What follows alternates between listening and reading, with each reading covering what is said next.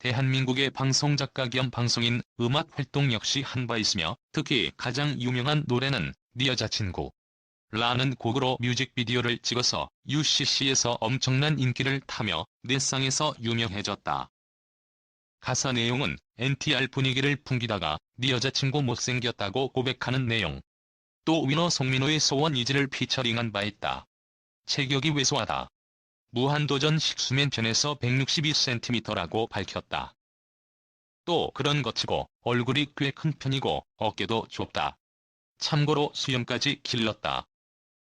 수염이 없으면 확실히 잘생긴 미남이 맞긴 하지만 어색하다. 인터뷰에 의하면 자신의 수염은 슬램덩크의 등장인물인 노구식에게서 따왔다고 한다. 힘은 없지만 친구를 위해 몸을 내던지는 의리의 감명을 받았다나. 전반적으로 불균형한 느낌을 주기 때문에 SNL에서 샤워 장면이 나오거나 하는 경우처럼 전체 체형이 나올 때 그 비율이 그의 넉나간 듯한 표정 연기나 우는 연기와 더불어 개그 느낌을 살리기 때문에 큰 웃음을 준다. 이와 더불어 어울리지 않는 어린 나이로 충격과 공포를 함께 주고 있다. 다만 발레를 위해 배우 학교에서 출연 중 다시 수염을 깎았다. 페이스북에 올리는 블랙 코미디 중심의 각종 개드립은 상당한 수준. 그중 공정영역에서의 언어를 해석할 수 있는 능력이 많이 알려졌다. 유병재 집안 어린 시절 학창시절.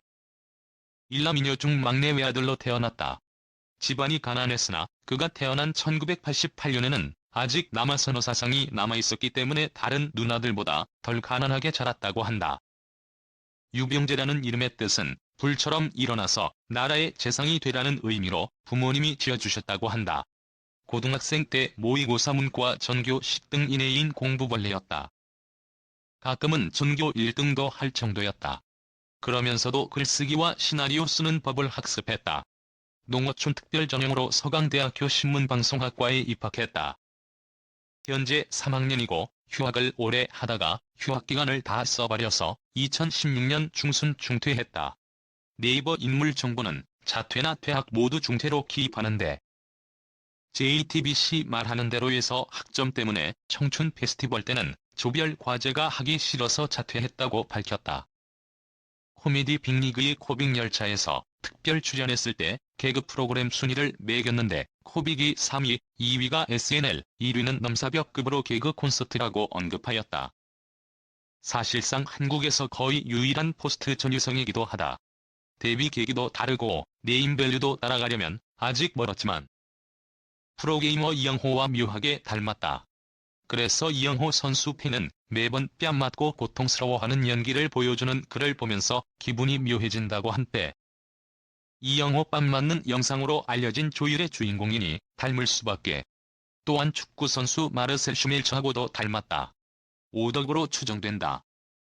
오늘부터 출근해서 썼던 입사 지원서에 취미가 만화 그리기라 쓰여있고 인터뷰에 따르면 고등학교 때 만화와 영화에 빠져 지닌 오타쿠였다고 한다.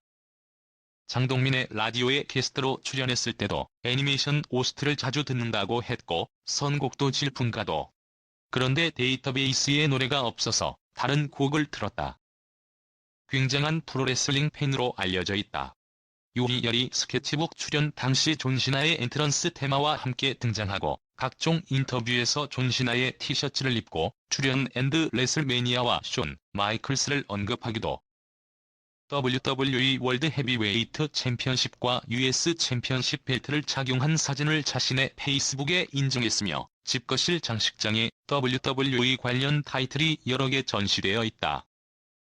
JTBC 예능 프로그램 파인의 취향을 통해 자신이 시네이션이며 WWE 네트워크 가입자임을 인증했다. 유병재 좌파. 보수 정권 시절에는 블랙 코미디언, 살아있는 시민, 개념 연예인이라며 국민들에게 칭송받았지만 현재는 좌파 코미디언이라는 불명예를 안고 이미지가 추락한 상태이다. 보수 정권은 비판하면서 진보 정권을 비판하지 않는 이유가 뭐냐는 질문을 받으면 정확한 해답은 하지 못하고 그저 돌려서 질문한 상대를 조롱할 뿐이다. 진보 성향의 많은 유명인들이 이와 같은 모습을 보이지만 유병재는 더 부각되었다.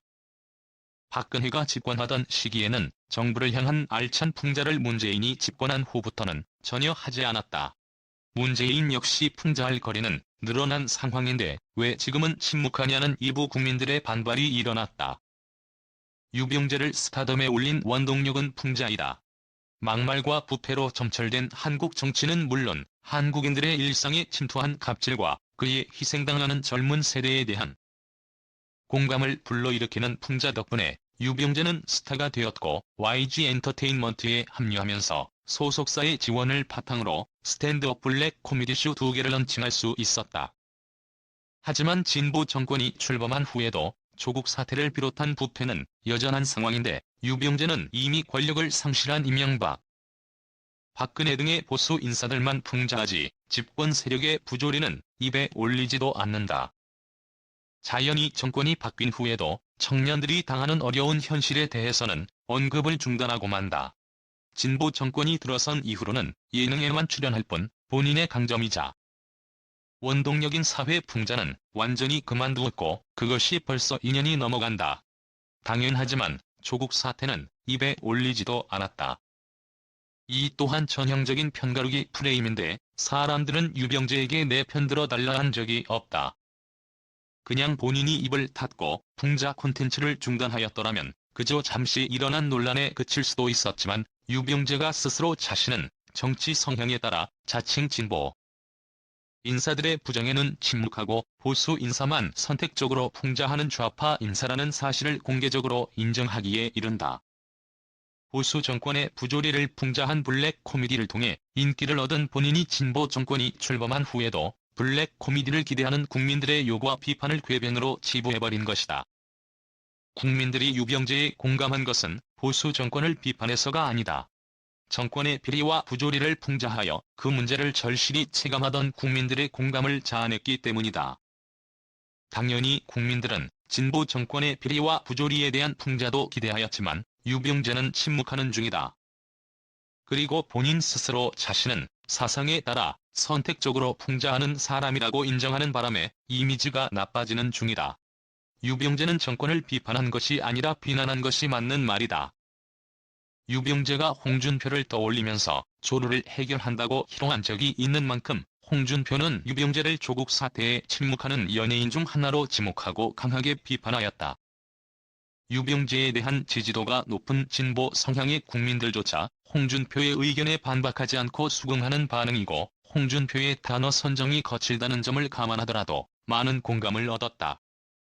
유병재의 치우친 풍자가 유병재를 지지하던 국민들을 돌아서게 만든 것이다. 홍준표는 지지층을 결집시키려는 목적으로 계산한 막말을 하는 인물이라 호불호가 심하게 갈리지만 홍준표가 유병재에게 날린 비판은 대체적으로 공감하는 분위기이다. 이는 유병재를 비롯하여 김어준, 주진우, 김재동, 정우성처럼 유명 진보, 좌파 인사의 선택적 비판에 대한 국민들의 반감이 극심하다는 사실이 여지없이 드러난 부분이다. 2020년에 개최된 제21대 국회의원 선거에서 여당인 더불어민주당이 압승을 거둔 만큼 문재인 정부를 향한 유병재의 풍자는 향후에도 없을 것으로 전망된다.